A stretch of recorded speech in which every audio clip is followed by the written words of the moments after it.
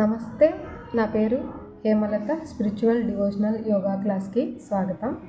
ఇప్పుడు యోగాసనాలలో ఉష్ట్రాసన అనేది ఎలా చేయాలి అనేది చూద్దాము.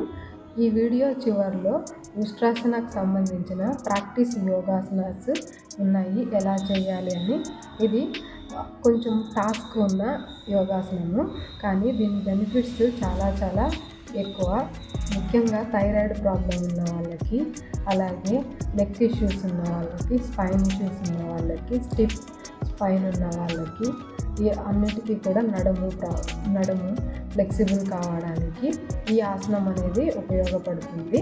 వీడియో చివరిలో చూడండి, ప్రాక్టీస్ ఆసనాస్ ఉన్నాయి. మోకాళ్ళ పైన కూర్చొని వజ్రాసనంలో కూర్చొని నెమ్మదిగా లేచి మోకాళ్ళ పైన నిలబడి పాదాలు హీల్స్ వచ్చేసి పైకి చూడాలి.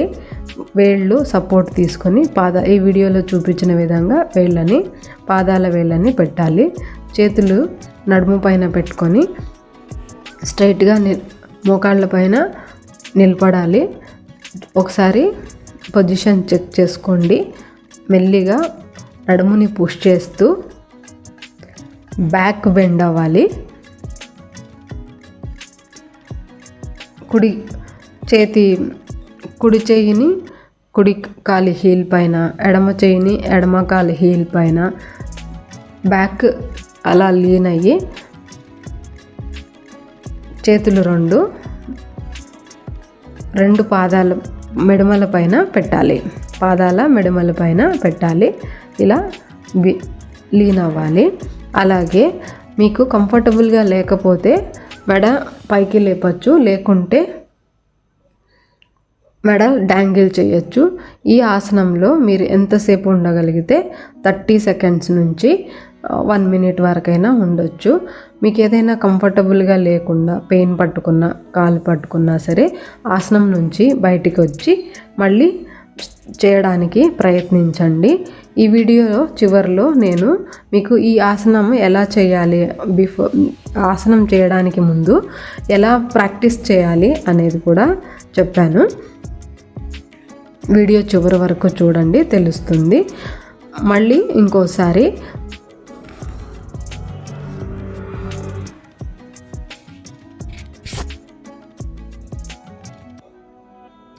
పాదాలు ఇలా వేళ్లపైన వేళ్ళు లోపలికి పెట్టాల్సిన అవసరం లేదు. ఒకవేళ పాదాల వేళ్ళు బయటికి పెట్టి కూడా ఈ ఆసనం అనేది చేయొచ్చు. చూడండి, మీకు అందితే అలా చేయొచ్చు. లేకుంటే యోగా బ్లాక్స్ ఉంటాయి కదా, అవి కూడా యూస్ చేసుకొని చేయొచ్చు. ఈ ఆసనం చేయడం వలన థైరాయిడ్ ఇష్యూస్ తగ్గుతాయి. అలాగే నెక్ ప్రాబ్లమ్స్ ఏదైనా ఉంటే తగ్గుతుంది. మళ్ళీ ఈ ఆసనం అయిన తర్వాత నెమ్మదిగా మీరు ఎలా మనం ఫస్ట్ ఆసనంలోకి వచ్చాము అదే విధంగా బ్యాక్ రావాలి. తర్వాత శశాంకాసనంలో రిలాక్స్ అవ్వాలి. ఇప్పుడు ఈ వీడియోలో చూపించినట్టు శశాంకాసనంలో రిలాక్స్ అవ్వాలి.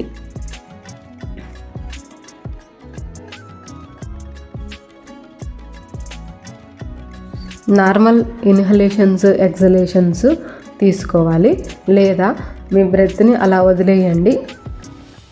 బ్రీతింగ్ ఎలా వస్తే అలా రిలాక్స్ అవ్వాలి. జస్ట్ శ్వాసని గమనిస్తూ ఉంటే చాలు.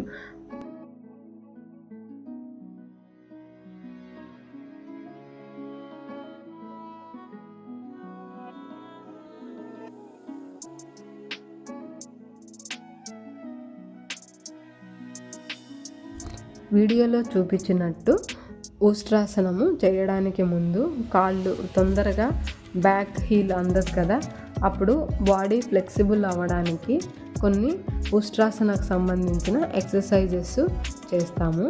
ఇప్పుడు కుడి చేత్తో కుడి కాలు హీల్, ఎడమ చేత్తో ఎడమ కాలు హీల్ పట్టుకోవాలి. అలాగే తర్వాత ఒక 10 టైమ్స్ చేసిన తర్వాత క్రాస్ చేయాలి.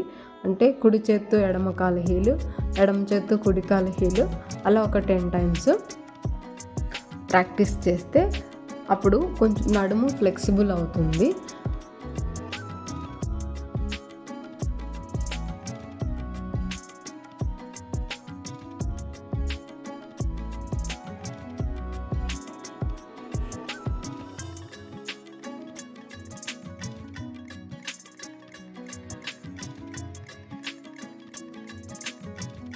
ఏ ఆసనం చేసినా కూడా బ్యాక్ బెండ్ ఆసనాస్ ఏం చేసినా కూడా మళ్ళీ ఫ్రంట్ బెండ్ అవ్వాలి. దానికి బెస్ట్ ఆసనం శశాంకాసనము. శశాంకాసనం అన్నా, బాలాసనం అన్నా, శిశు ఆసనం అన్నా 3 ఒకటే. ఈ ఆసనంలో రిలాక్స్ అవ్వాలి.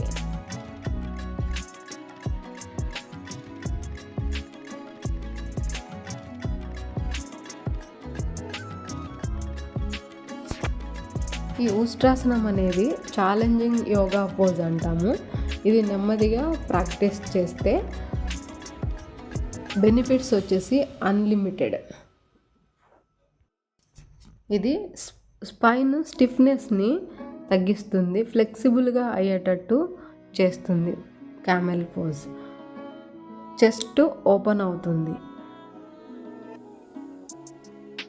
అందువల్ల మనకి బ్రీతింగ్ వచ్చేసి ఎక్కువ తీసుకోవచ్చు, శ్వాసని ఎక్కువ తీసుకోవచ్చు, ఆక్సిజన్ లంగ్స్కి సరిపడా వస్తుంది.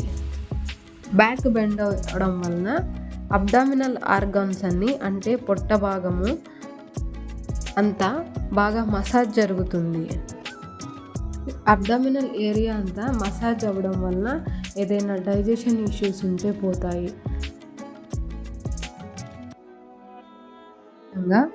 ఫిజికల్ బాడీకి హెల్ప్ చేస్తే మెంటల్ బాడీకి ఏంటి ఉపయోగాలు అంటే